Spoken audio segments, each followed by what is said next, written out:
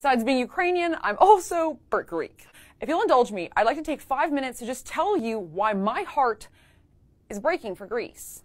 So this week, Hellenes across the world are celebrating Greek Independence Day, and once upon a time, I was one of them. But this year, I refuse. Why? No, not because I don't respect our country's history, it's because I'm pissed. Because the truth of the matter is, Greeks, well, they aren't independent anymore. Greece has lost her independence, and the poetic injustice of it all, well, it couldn't be more straightforward. Think about it. So Hellenes are celebrating Greek Independence Day. Long story short, Greek patriots fought and won a revolution against their Muslim Turkish overlords.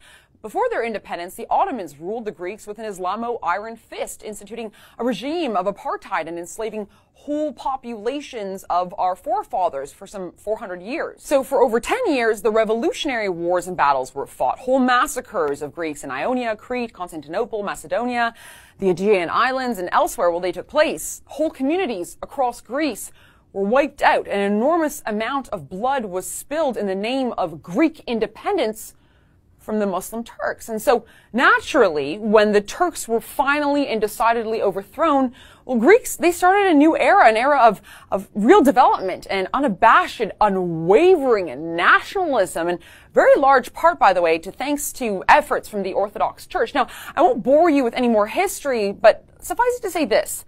The Hellenes have a lot to be proud of, with a long and storied history stretching over thousands of years. Ancient Greece was the cradle of Western civilization, with truly magnificent achievements in areas like governance. It's the birthplace of democracy, of course, and science and math and philosophy, architecture and the arts, so much of which, well, it still influences our lives today. And while the mountains and the Mediterranean and the meals and the model-level babes only intensify Hellenic patriotism. But today, well, it's a different story.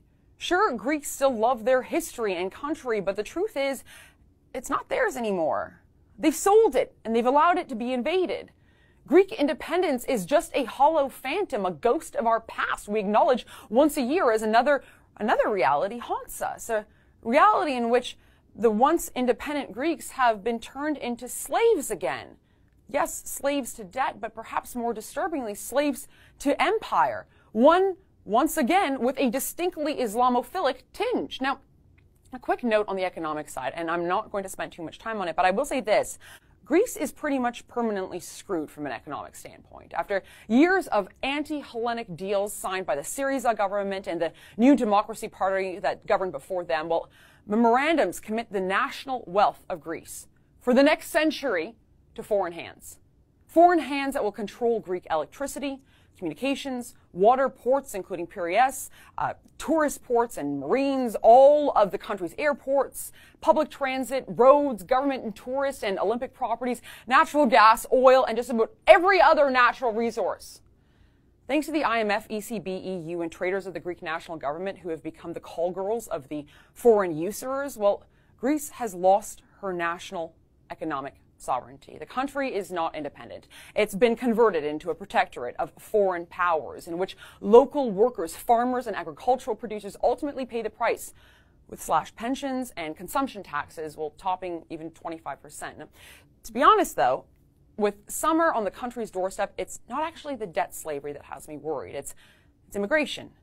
Greece has turned into a regional ghetto of illegal immigrants. Thanks to Chancellor Angela Merkel, the superstate EU, and disloyal sellouts in the Greek parliament, Greece has turned into an illegal migrant storage house. Because of Greece's location, it's more often than not the entry point for millions of Muslim men who have accepted Chancellor Merkel's invitation for European-style welfare. You know, 2 years ago, I actually intended on visiting the islands of Samos and Lesbos with my dad. But when we got to the tourism office to buy our boat tickets, the man at the desk said, "Oh, no, you don't want to go there. People defecate in the streets there now. The whole island is gone. You might get attacked. The locals don't want to be there now. It's really not a good place for tourists." And that was 2 years ago. Today, Lesbos, Samos, Kos, Leros, Kalimos, Rhodes, Simi, Ios, Agathonisi, well, all of those islands have fallen completely. Some of the most beautiful islands, never mind in the country, in the world. Islands that were once booming tourism hubs, the backbone of the Greek economy. They're just a bunch of mini Syrias and Afghanistans now. That's That's not independence. That's a Muslim empire. That's Muslim conquest by means of illegal migration.